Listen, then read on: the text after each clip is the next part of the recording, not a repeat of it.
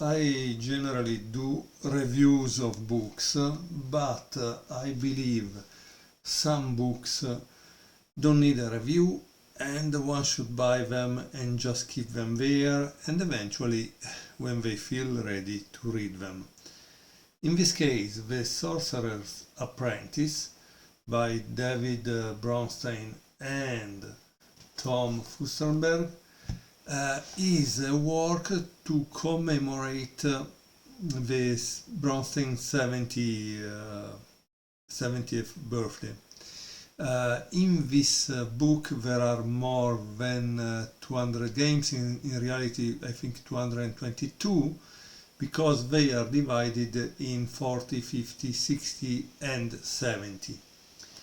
I will begin to show you the book with a recommendation by Bronstein on how to study the games, because we want to improve, right?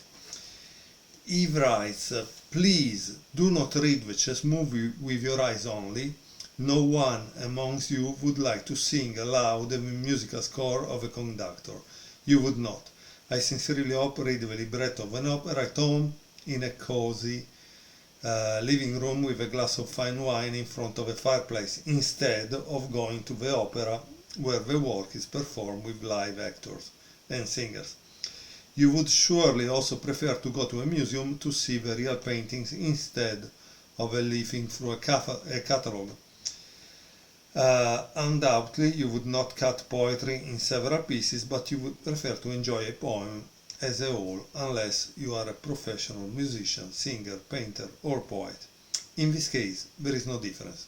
You should not read a chess creation, but you should move the pieces on the chessboard and make move by move exactly as the work of chess art was created for the very first time, on your own chessboard with your own pieces and in complete silence, to be able to follow closely the events as they unfold before your very eyes. The best way to do this is in 3 stages, so pay attention, because this is how Bronstein studied the games, how improve in chess, okay? Fourth, play through the whole game without hesitating more than a couple of seconds at each move. If you have the urge to pause longer, don't. Just make a mark in pencil and continue to play the game to the end. Then put the book aside, get a cup of tea or coffee, relax, and try your best to recall from memory the spectacle you have just seen. Try to establish the reasons why certain decisions were made. Second, play through the game again, somewhat slower this time, and mark in pencil everything that you did not see the first time. Third, now go straight to those pencil marks and give your imaginative and creative energy free rein. Try to play better than my opponent and I. If you do not agree, look closely at each decision, either for white or for black, with a critical eye. If you look at a game like this, you will discover a lot of new and useful knowledge which you can use for your own benefit. Write your findings in a notebook in order to look at them later when you are in a different mood, especially if you like the game. If during stage 1 you made no pencil marks at all, don't look at this game again. Go on to the next one that hopefully will give you more pleasure and satisfaction. It just means that it did not appeal to you. Although I consider chess an art, I would not blame you at all if you don't like a particular game. In a museum you cannot like every painting you see. As French gourmets say, taste is a very personal matter. Of course, I could read you more, but it doesn't matter. I would like to start with one of this game and maybe do the entire section of a 40 combination with an explanation, which is the fourth part of the book. Then we will see if to do the other one, okay? So the fourth game is Bronstein David against Margoulis L, Pioneers Palace Championship, Kiev, 1940. So let's remember, Bronstein was from Ukraine, then I don't know if he became from Russia, because obviously maybe it was easier to work in Russia for chess. So e4, e5, knight c3, bishop c5, we said Bronstein is white, okay? Bishop c4, knight f6, d3, d6, knight a4, knight bd7, knight takes c5, knight takes c5. So at this point we already see one thing, that white understood that he needs to keep the bishop pair, black didn't. Knight e2, notice how we make this move and not knight f3. Why? Quite simple. If black plays this, probably this is a possibility, but the fact that the knight is here instead of here, it means that he wants to castle and then push. Notice also the advantage of removing a bishop from here that would have pinned the pawn and prevented this maneuver, okay? So in some cases we can immediately see what's going on. c6. This is an interesting formation that prevents white from using d5. Castle, castle, bishop g5, h6, bishop e3, knight e6, f3, d5, bishop b3, a5, c3, b6, queen e1, queen e7, queen f2, rook b8, queen h4, bishop a6, attacking this. Rook a d1 is protecting it. Knight c5, once more he goes here. Bishop take h6. Wow. Wow. Bishop take h6. That's a great move.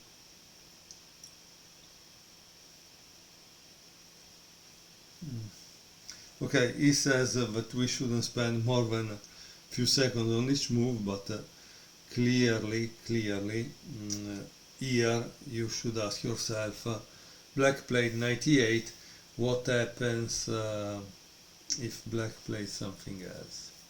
If he plays this, it takes, so that's why it was a good thing. So that's a kind of maneuver. I don't know if it was, let's say here. This is kind of interesting because it shows us that this pawn can protect two things at the same time, so it's overwork, right? Okay, so let's see where we were. Bishop takes h6, knight e8, bishop e3, knight takes d3, e takes d5, c takes d5, knight g3, g6, obviously to prevent the knight from jumping here or here. Bishop takes d5,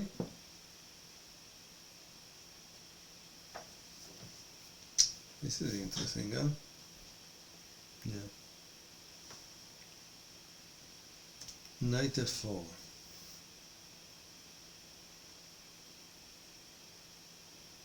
Bishop takes f4, e takes f4, And now there is a diagram in this position.